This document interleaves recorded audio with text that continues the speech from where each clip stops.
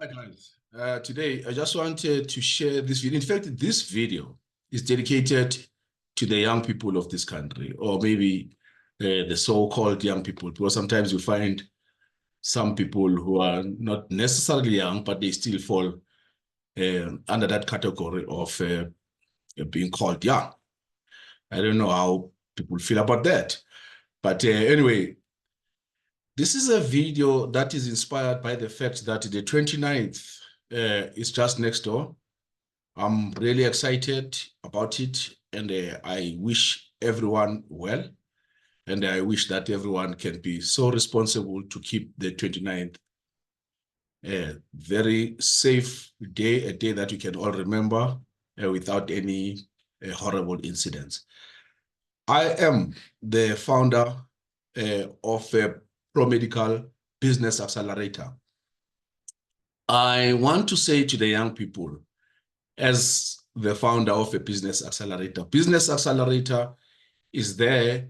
Unfortunately, it is there for people who are prepared to stand up and produce products and services.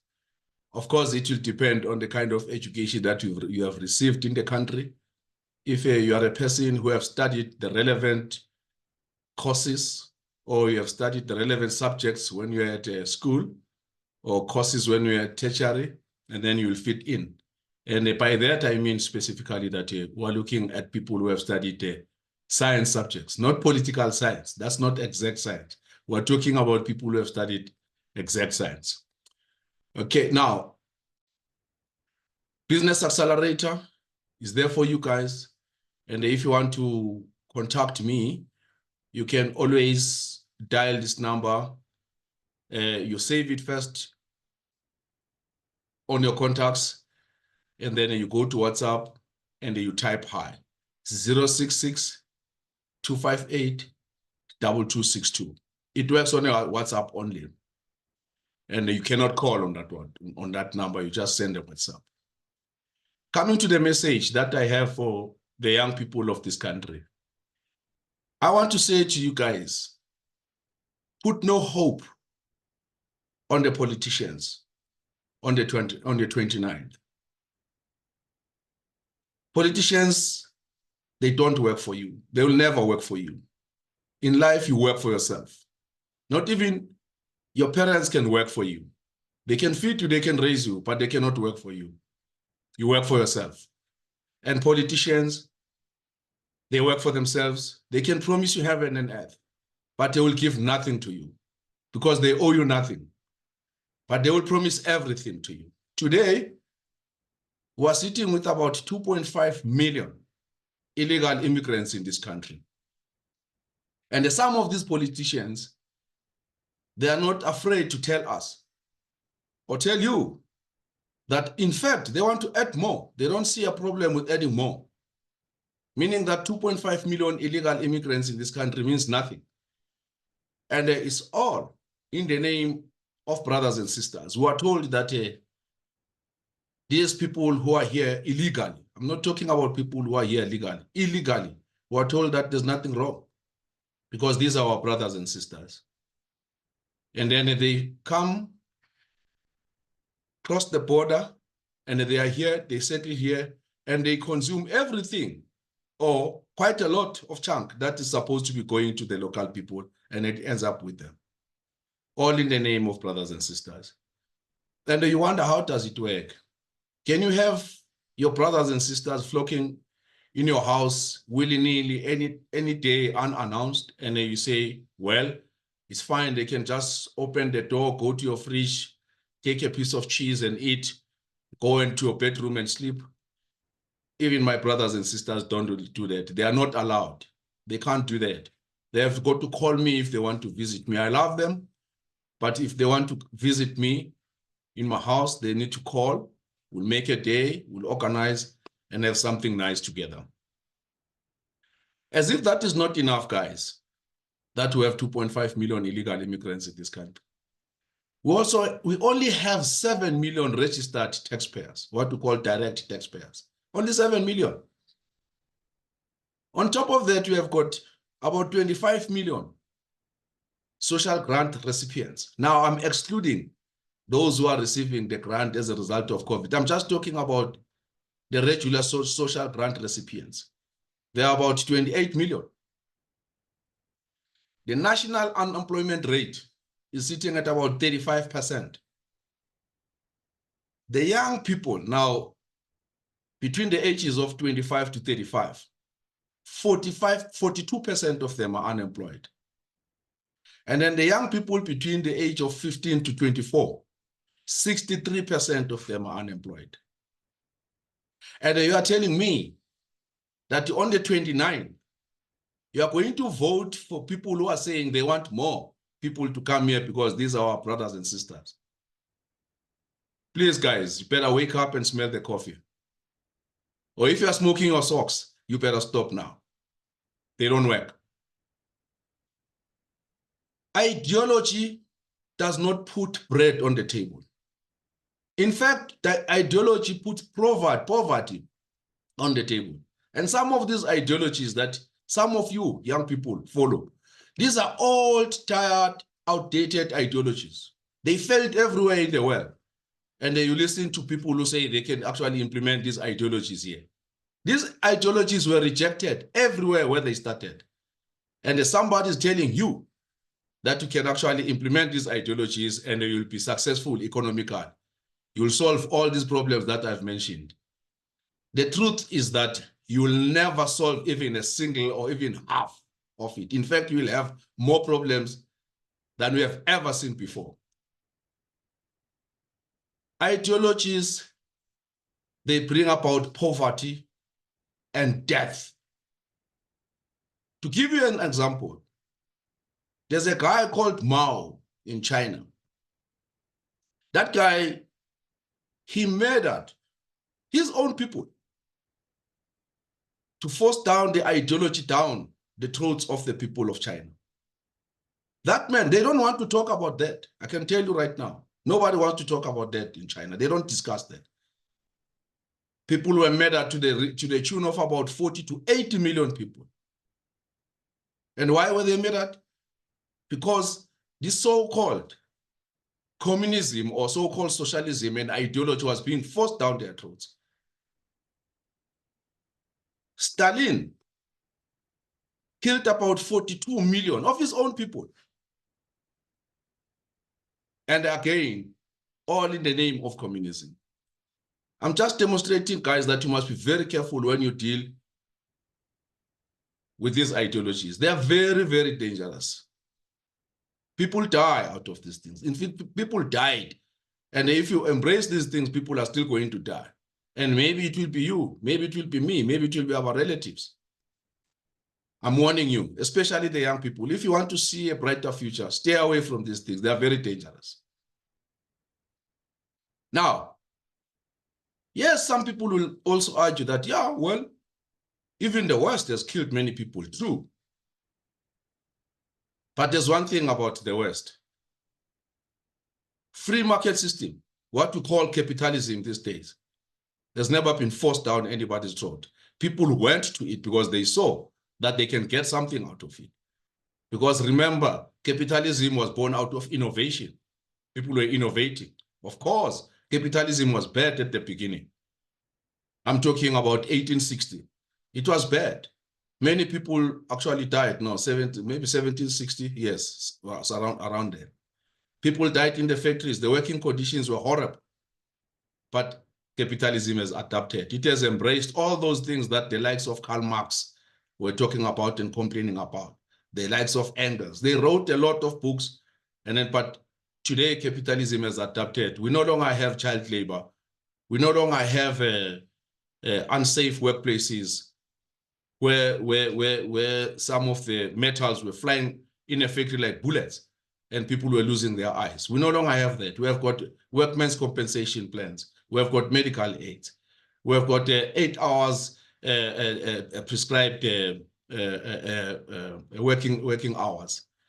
We have got benefits for workers. We have got pension fund, provident fund. You name all these things. All these things have been addressed by capitalism, what to call a free market system. It has addressed them. All the things that all these guys who wrote a lot of books about communism, which caused a lot of problems in the world. All these things have been addressed by capitalism, or what you call a free market system. So there's nothing to fear about capitalism, and it has never been forced down anybody's throat. But the so-called socialism, or other people probably they think that it's better to call it communism, when in my view, there's no communism. It has never been implemented anywhere in the world. Socialism has been experimented with total failure everywhere. And some people confuse what we call social security with socialism. Social security does not translate to socialism. Socialism is another animal. It's a very dangerous animal. One day I'm going to do a video where we discuss this, or maybe we'll just go straight on an online streaming, and then maybe we can exchange ideas on that. So guys, we need to be very, very, very careful. Now, I suggest that if you are young today, of course, you'll use your own definition, what it means to be young. If you fall in that category of young people, do yourself a favor. Please study things that people are prepared to pay you for. Don't study things that people are not prepared to pay you for. You'll suffer. I can tell you now. You'll suffer because ideology and political parties are not going to help you. They are not here to help you. You are here to help yourself. You are not going to lean on anybody. Life is going to push you around, and you need to push back and push back harder. And the only way to do so, study courses or subjects that people are prepared to pay for. I would suggest strongly that you better consider actually studying science subjects, because that is what the world is looking for. Now, when I say science subject, I mean exact science, not pseudoscience. Don't study things like sociology, political science. Those things, they are obsolete. In fact, let me tell you, those things are generated by AI now. But AI cannot do an open heart operation. I can participate in that anesthetics, but AI is not going to do it. But of course, there are certain things that AI can assist me with. If maybe I quickly need a particular calculation, it can do it for me. If maybe I'm lazy to calculate. But do study things that people are prepared to pay for. Don't go and study political science, study BA. You are wasting your time. Don't do that. Yes, you can go and study law. Law is very important. Economics is important. Accounting is important. Of course, sciences like your natural sciences are very important, because at least they give you a brighter future. Why I'm saying this is because it's not going to last you to study those subjects, because those subjects are not in demand. The people who have studied those things are not in demand. And then that is why they can only hope to belong to political parties. That would be their business, because political parties, by their very nature, they are nothing else but businesses today. They are just serious businesses. In fact, they are good businesses for people who are unproductive, people who cannot produce products and services. Now, I just want to tell you something about intellectuals, the differences between the so-called intellectuals and engineers. I regard myself as the engineer of the science, of medical sciences. I studied medical sciences. The intellectuals are the people who end up with no end product, because their end product is actually ideas. They start with an idea, they end up with an idea. So basically, you can safely say that intellectuals are people who end up with an idea as their end product. Whereas the people who are scientific, I'm talking exact scientists now like us, we produce products and services. And in our case, not only do we do that, we also save lives. So we are the real scientists. So I suggest that you better consider leaning towards the side of studying things that can make you produce products and services, instead of you becoming a parasite and hoping that by being a politician, or by being in a political party, and one day you'll find yourself somewhere in lucrative positions that you'll jostle for anyway for over many years. You probably gonna become this, they will take you seriously when you're above 45 or 50, somewhere there. Whereas you can create your empire right now when you're still young and become a serious businessman. There are many opportunities out there. where you can actually make yourself 1.5 million per month instead of earning 1.5 million per annum.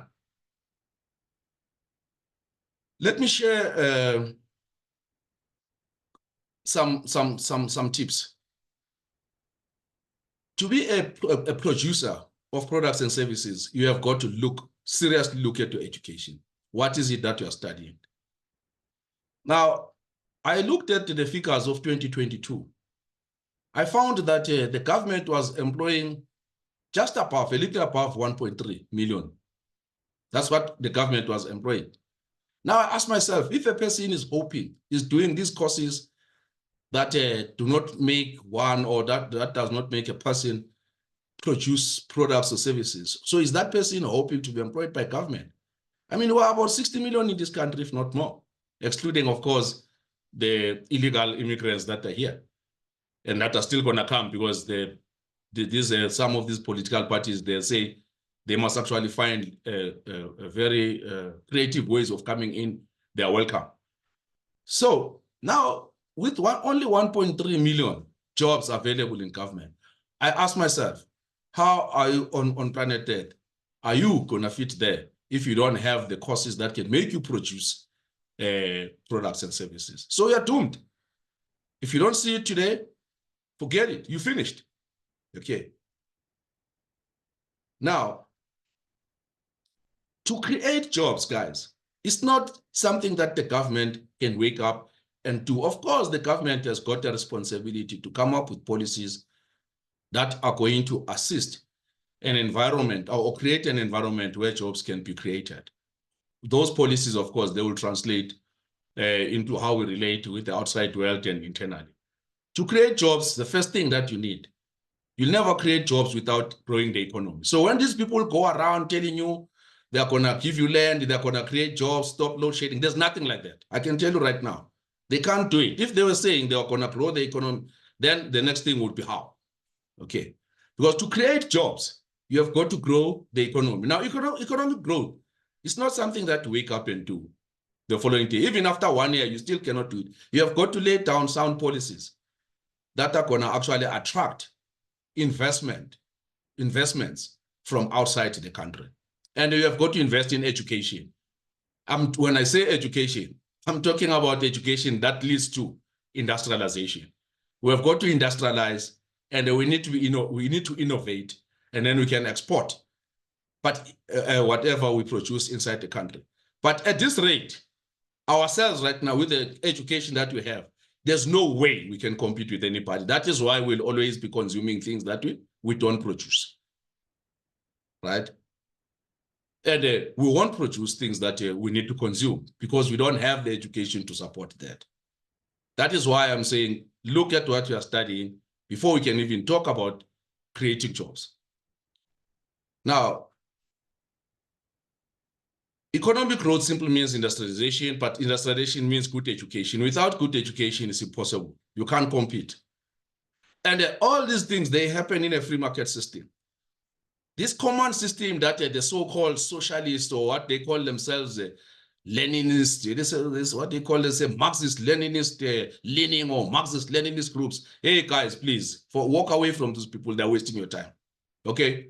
Actually, that is very, very dangerous. The only thing that creates jobs is when you focused on the free market system. The free market system is the answer, right? Even governments that are successful, such as China, for instance, they use the free market system. It's not central, what we call central planning. There's no central planning there. Like these guys, they appreciate nationalize this, nationalize this. No, there's no central planning there. They have got the top capitalism. In fact, sometimes I call it state capitalism, because they have got the best of the best people who are running these things. And sometimes, of course, they do have parastatals, and a very strong and good parastatals. They have companies that are influenced quite a lot by members of the Communist Party. But I can tell you right now, their style of running these things, they run along the free market system. By the way, China was built by the West. So don't be fooled by people who say, look at China. China was built by the West. We know the history. One day I'll do a video, and when we're talking about China, how actually it was built by the West. So the common system does not work.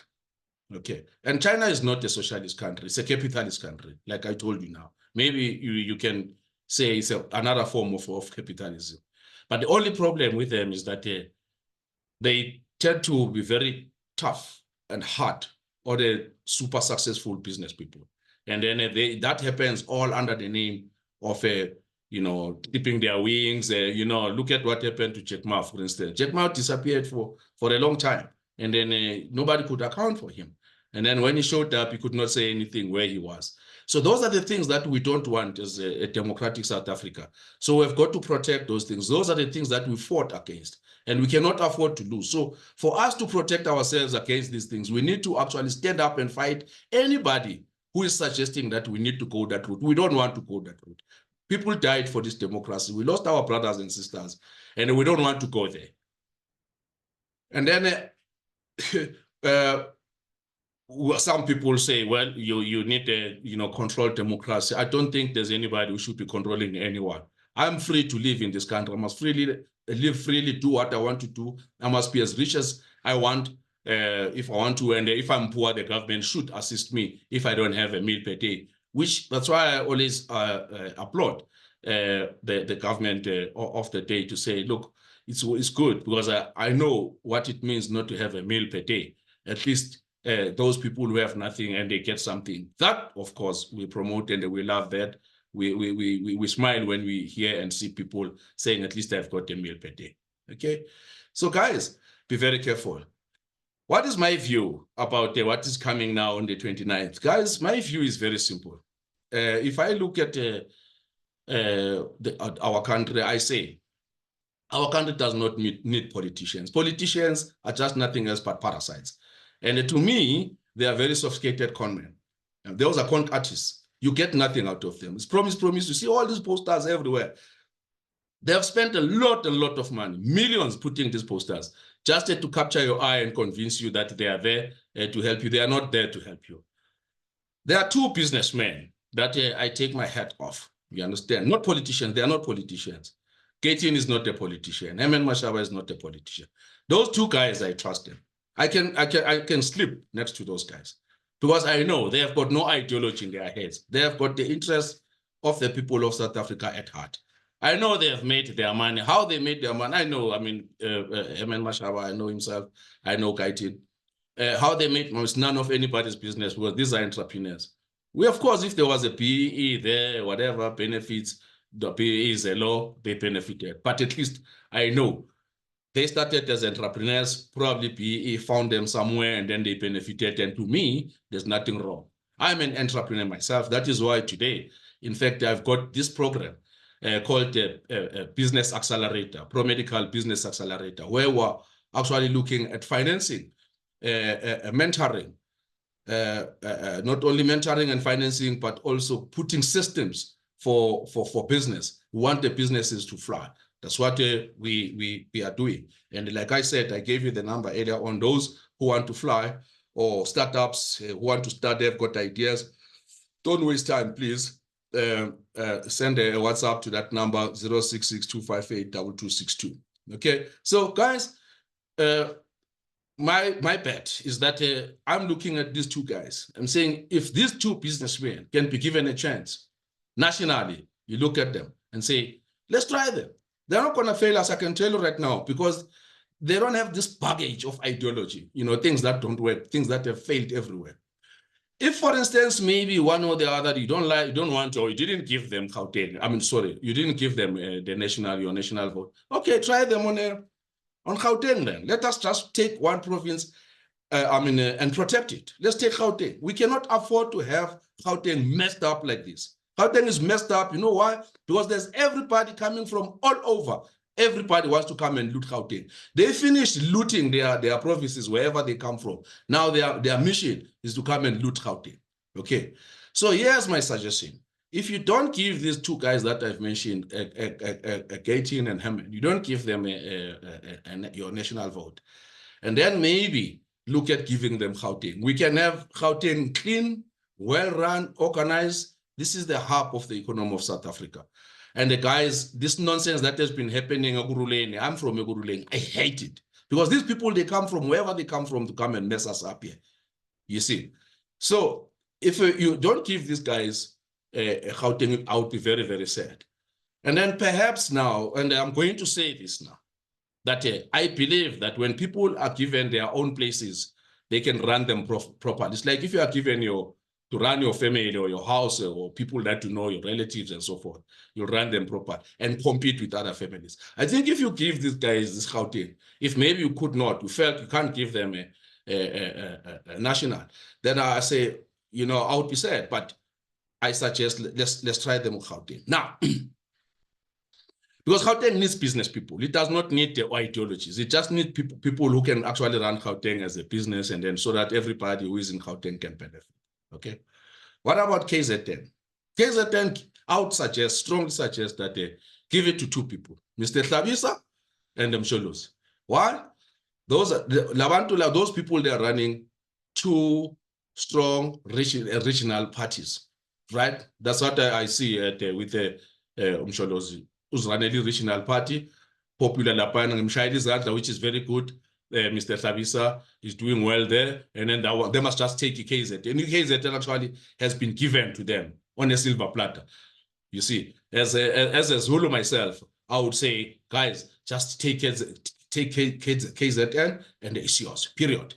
And then because you can then rule the people of KZN, we can make them productive because you govern yourselves, and then you have got your own culture, your own traditions and your values. And in that way, that nation there can grow and it can compete with others, not tribalism. Please don't get me wrong, because I know some of you will say, is he preaching tribalism now? No.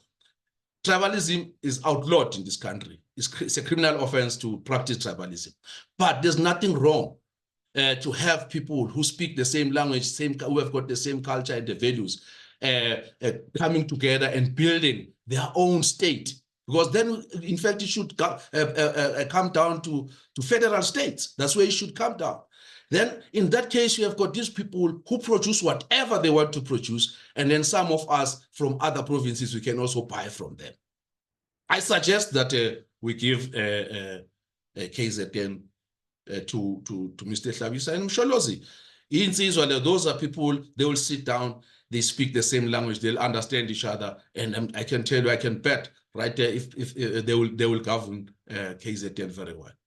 Yeah, Limpopo, give it to Chuchu, because Chuchu loves his own things. That's where probably can also practice his socialism and communism there. I don't know if the people of Limpopo will allow that, but at least he is from there with Floyd. They are from there. They know that place. And yeah, I think they will do well there, because they speak the language, they understand the culture, their traditions, and their values. And if those people love them and they believe that these are the guys that can take us to the next level, be it. But at least we can sort of have these states that are functioning. In fact, I even suggest that we have United States or South Africa. We need to explore that, because we can't go around preaching United States of Africa when we cannot even pilot with ourselves and see if this thing can work. Because if you have got these federal states and you give Gauteng is a state, you give it to one, I'm actually taking it further now. Give a KZN and then we give it more powers. Of course, we still need a central government because we still need one army. Just like the United States of America, we apply the same thing and we see if it works.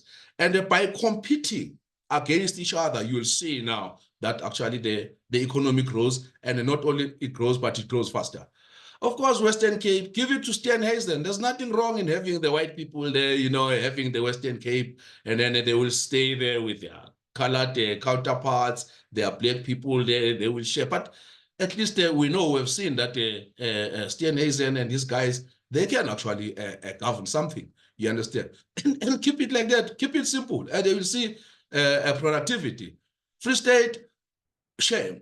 If you fair enough, I don't know if you still feel, but I still feel that Terra, after sacrificing so long, at least maybe gets Free State. He speaks the language, understand the culture, they know him there. But I know they once kicked him out as a prima. I know that maybe now I'm just picking and choosing, but these are my suggestions. But where I'm very strong is on Gauteng, because that's where I come from, born and bred. So that's where I belong. And then Eastern Cape, Umhlekazi can get, his Eastern Cape, and then he understands the culture and the values and so forth. A lot can be done in that way, you see.